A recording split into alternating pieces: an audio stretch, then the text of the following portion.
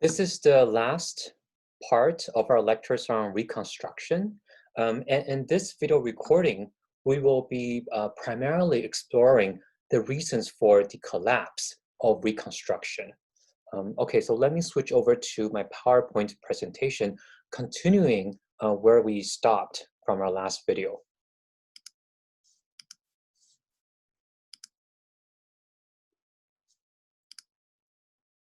Okay, so last time we concluded with how the women suffragists were not very happy with the passing of the 15th Amendment, which, with the 13th, the 14th, and now the 15th Amendments, seems to suggest that Reconstruction, even radical Reconstruction, was really working. It promised quite a bit. Today, in this video recording, I like to think about how the promise and how the initiative behind radical reconstruction started to crumble. And I want to begin by thinking about what the end of slavery actually meant. What did it look like? What did the end of slavery look like on the ground for people's lives? At the very basic level, the end of slavery suggested a transition to wage labor. But as you can expect, the conversion to wage labor did not entail a new era of economic independence for freed people all of a sudden, right? So think about how freed people emerged from slavery without any money at all. So they needed farm implements, food, and other basic necessities in order to start a new life. But how could they do that? So in the so-called crop lien system, store owners would extend credit to farmers under the agreement that they would pay back with a portion of their future harvest. So this created a new kind of dynamics between landowners and farmers. The creditors charged high interest rates, making it hard for free people to gain economic independence. So that was the background context for a phenomenon to emerge throughout much of the South. So this phenomenon is also called sharecropping. This was a crop lien system that worked to the advantage of landowners. So under this system, freed people would rent the land that they worked, often on the same plantations where they had been slaves. So not only Black people, but landless whites also became sharecroppers. Sharecroppers paid their landlords with the crops they grew, sometimes even as high as half of their harvest. So you can imagine that the system of sharecropping really favored the landlords, and in some ways made sure that free people could not really attain economic independence or independent livelihoods at all.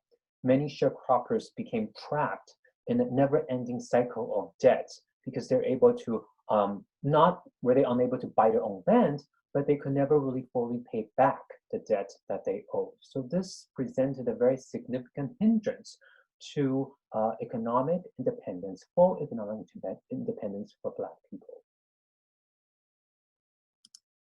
So this is an image taken from the textbook, and it compares a southern plantation, what a southern plantation looked like in 1860, that is before Reconstruction, versus what it looks like in 1881.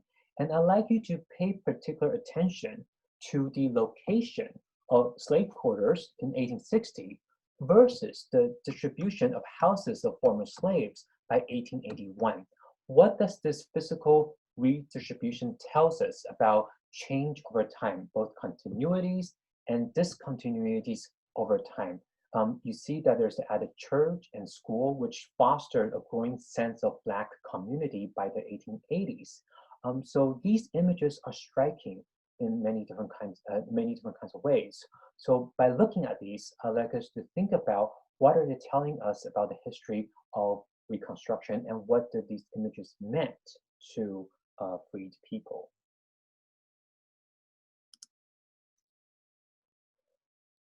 So if the exploitative system of sharecropping kind of prevented the promise of economic independence, there's another dimension at work to bring about the collapse of Reconstruction.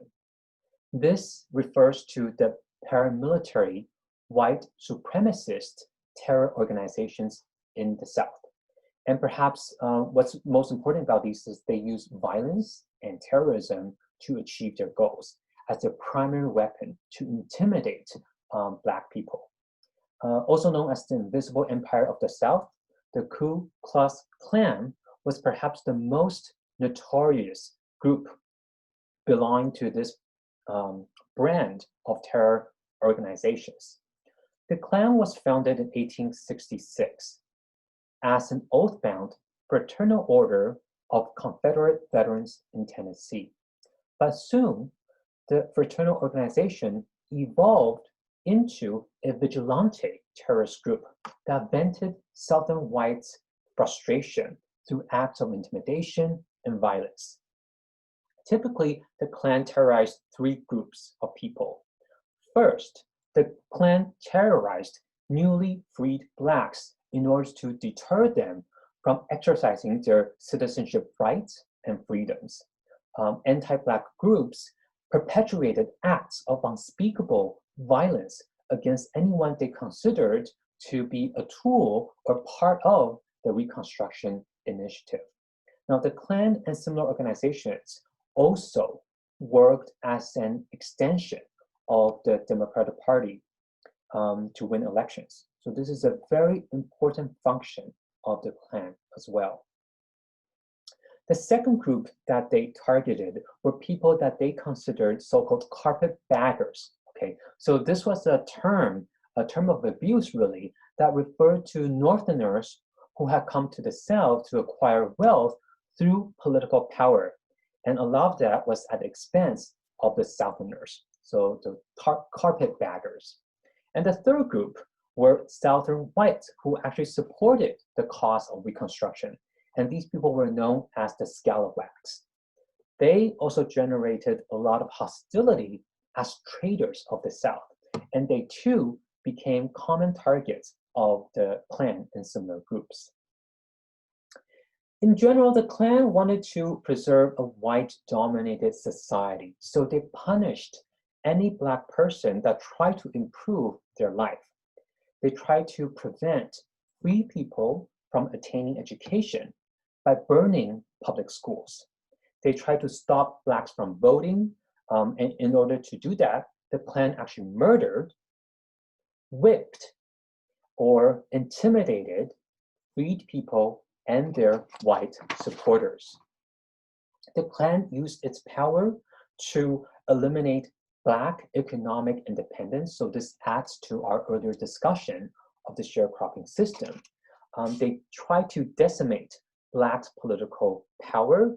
They tried to reclaim white dominance over Black community. They tried to tear apart Black communities and return Blacks to earlier patterns of economic, social, and political subservience. Congress passed a series of laws in 1870 and 1871 that tried to stamp out the Klan. This is an image of two members of the Ku Klux Klan. And as you look at this image, I'd like you to think about why are these people hiding their face, covering their identity by wearing masks and robes? What do you think they're trying to accomplish? What kind of effects are the intended effects by this kind of presentation of themselves and the groups? So we can talk a little bit more about this in the live Q&A session if you'd like to.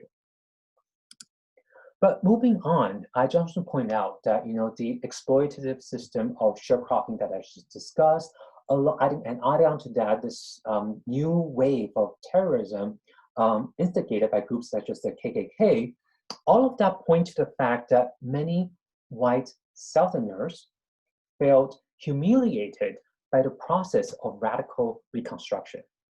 They did not like the way that Republicans were trying to upend the Southern society. They did not like the way that Republicans were now placing Black people into positions of authority, and they did not like the way that the Republicans were taxing landowners in order to pay for the education of former slaves.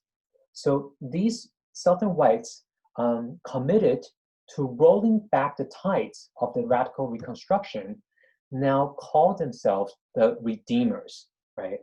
So this label, Redeemers, in many ways expressed their desire to redeem their states from Northern control and to restore the antebellum social order.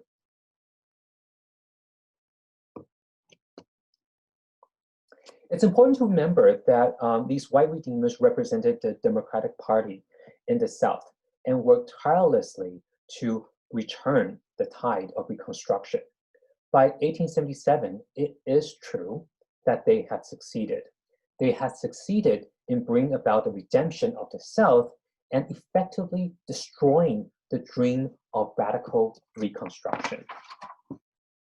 So this is an illustration of the ways in which Black people were being terrorized by white people in the South. In this last phase of Reconstruction and the collapse of Reconstruction. In many areas of the South, in fact, the Democratic Party gained control over state politics in the 1870s. So, for example, Texas came under Democratic control by 1873. And the following year, Alabama and Arkansas followed suit. Not just in state politics, in national politics as well, the Democrats gained ground, especially during the crucial 1874 elections, when they actually recaptured control of the House of the Representatives for the first time since before the Civil War. Every other southern state, with the exception of Florida, South Carolina, and Louisiana, all of them, with the exception of these, they all fell to the Democratic Party and to the restoration of white supremacy. Southerners everywhere celebrated their redemption from radical Reconstruction rule. So why Florida, South Carolina, and Louisiana? Because these states where federal troops remained in force. So with that background, building on that context then, by the time of the 1876 presidential election, Reconstruction had, technically speaking, come to an end in most southern states. The country in 1876 remained bitterly divided, and this was clearly reflected in the election. While President Grant wanted to run for a third term, what happened in the South, the Democratic success in the South, really prevented that from happening. So Republicans instead selected Rutherford Hayes, who was a three-time governor of Ohio. Democrats nominated Samuel Tilden, the reform governor of New York. The November election produced an obvious Democratic victory, as Tilden carried the South and large northern states with a 300,000 vote advantage in the popular votes. However, that's not the end of the story. Disputed returns from Louisiana, South Carolina, Florida, and Oregon, whose electoral votes totaled 20, that disputed vote, those disputed threw the election into doubt. Hayes could still win if he gained those 20 electoral votes. As the Constitution didn't really provide a clear guidance about how to deal with disputed votes, that decision fell to Congress, which became really tricky because by this point, although Republicans controlled the Senate, remember, Democrats had taken back the House of Representatives. So what happened was that they reached a deal, and this came to be known as the Compromise of 1877. Basically, what happened was that Republican Senate leadership made a deal with Democratic leadership in order for the latter group to support Hayes' presidency. And the terms were actually quite interesting. They agreed that one Southern Democrat would be appointed to Hayes' cabinet. they agreed that Democrats will actually control the awarding of government jobs in their areas in the South. And also, they agreed that there will be a commitment to generous funding and aid, such as in the form of Texas and Pacific Railway aid. And perhaps most important, one of the things that they agreed to do was that Republicans agreed that all remaining federal troops will actually be withdrawn from the South, right? So this move of withdrawal the troops effectively ended Reconstruction. All of this only confirmed the obvious, that Reconstruction has obviously failed to achieve its goal of creating an interracial democracy that provided equal rights to all citizens. So all of these factors come together to form what we can loosely suggest as the final phase of Reconstruction period, and that's the collapse of Reconstruction. So this will conclude our lectures on Reconstruction. And in the PowerPoint here, I have put together a list of key terms for you to review as you revisit the materials for this chapter. So for these key terms, please try to make sure you understand what they are or who they're referring to, and also, and when, of course, but also why they are important in the context of this chapter, in the context of Reconstruction era American history. So key terms include Freedmen's Bureau, Black Codes, the Civil Rights Act of 1866, the 14th Amendment, Military Reconstruction Act, 15th Amendment, Carpetbaggers, Scalawag, Ku Klux Klan, sharecropping, Redeemers, and the Compromise of 1877. We have talked about all of these key terms in the last 3 video recordings, and please feel free to bring any questions you have about them during our live discussion session. Thank you.